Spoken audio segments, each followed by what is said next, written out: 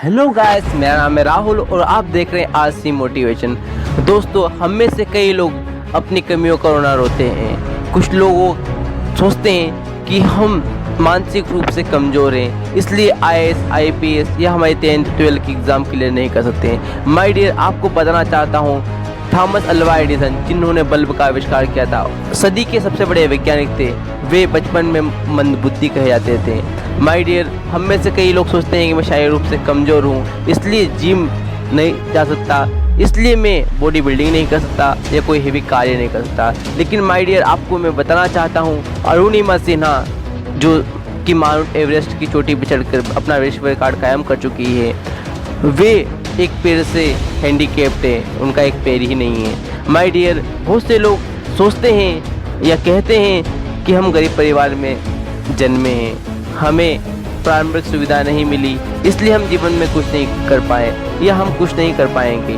तो my dear, आपको मैं बताना चाहता हूँ, हमारे देश के माननीय श्री नरेंद्र मोदी जी, जो कि देश के प्रधानमंत्री हैं, वे भी गरीब परिवार में जन्मे थे और उन्होंने चाय भी बेची थी। हमारे देश के मिसाइल मैन अब्दुल कलाम आज़ाद, वे भी गरीब परिवार से जन्मे हैं। इन सब लोगों में क्या था? इन सब लोगों में था कि ये अपनी कमियों को खूबियों में बदल देते थे।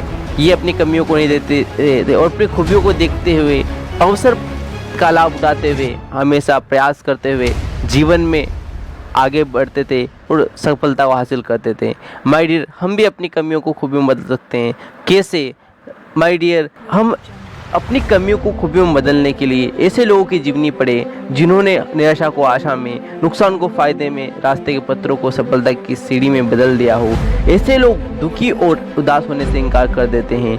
वे मायूसियों और नाकामयाबियों को अपने ऊपर हावी नहीं होने देते हैं। दुनिया को सर्वश्रेष्ठ संगीत देने वाले में एक थे बीथोवन। उनकी सबसे बड़ी कमी थी कि वे बहरे थे।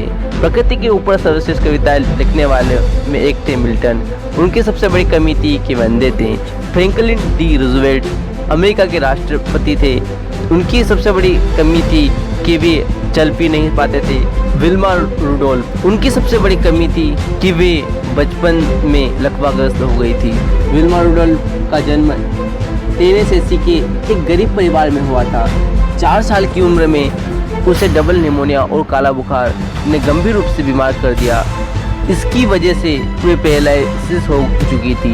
वह पैरों को सहारा देने के लिए ब्रेस पहना करती थी। डॉक्टरों ने तो यहाँ तक कह डाला था कि जिंदगी भर चल भी नहीं सकती। लेकिन विल्मा की मां ने उसकी हिम्मत बढ़ाई और कहा कि ईश्वर की दी हुई क्षमता, मेहनत और लगन से वो जो चाहे कर सकती है। यह सुनकर विल्मा ने कहा कि वह इस दुनिया की सबसे तेज धाविका बनना चाहती है। 9 साल की उम्र में डॉक्टरों के मना करने के बावजूद विल्मा ने ब्रेस को उतारकर पहला कदम उठाया, जबकि डॉक्टर ने कहा था कि वह कभी चल नहीं पाएगी। 13 साल की होने पर उसने अपनी पहली दौड़ प्रतियोगिता में हिस्सा लिया और सबसे पीछे रह गई। उसके बाद वह दूसरी, तीसरी, चौथी दौड़ प्रतियोगिता में हिस्सा लेती रही और हमेशा आखिरी स्थान पर आती रही। वह तब तक कोशिश करती रही जब तक वह दिन नहीं आ गया जब वह फर्स्ट आई। आखिर वह दिन आया जब विल्मा ने ओलंपिक में हिस्सा लिया।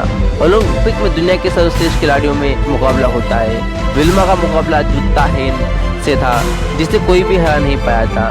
लेकिन माय डियर, विल्मा ने 100 मीटर, 200 मीटर और 400 मीटर तीनों रेस में जूता हेन को हराकर गोल्ड मेडल जीता।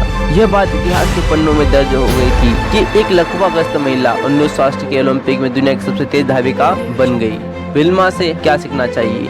इससे हमें शिक्षा मिलती है कि कामयाब लोग कठिनाइयों के बावजूद सफलता हासिल करते हैं, न कि तब जब कठिनाइयाँ नहीं होती। जब हम किसी ऐसे व्यक्ति की कहानी सुनते या पढ़ते हैं जिसने अपनी कमियों को खूबियों में बदल दिया हो, तब क्या हम उत्साहित नहीं होते? यदि हम ऐसे ही कामयाब लोगों की जीवनी पढ़ें तो क्या हमारा भी हौसला नहीं बढ़ेगा? क्या हम भी कामयाब नहीं बनेंगे? जरूर माय डियर, यदि हम कोशिश करेंगे, प्रयास करेंगे और ऐसे लोगों की जीवनी पढ़ते रहेंगे, सुनते रहेंगे, जरूर कामयाब बनेंगे। तो माय डियर, कामयाब होने के लिए, ऐसे लोगों की जीवनी के लिए, ऐसे ही मोटिवेशन वीडियो के लिए आप हमारे साथ बने रहिए आरसी मोटिवेशन में। यदि आपने अभी तक इस चैनल को सब्सक्राइब नहीं किया है तो आप इस चैनल को सब्सक्राइब कीजिए और इस वीडियो को लाइक जरूर कीजिए। अपने दोस्तों के साथ में शेयर कीजिए। आपने इस वीडियो को पूरा देखा इसलिए धन्यवाद। मिलते हैं दोस्तों नेक्स्ट वीडियो में।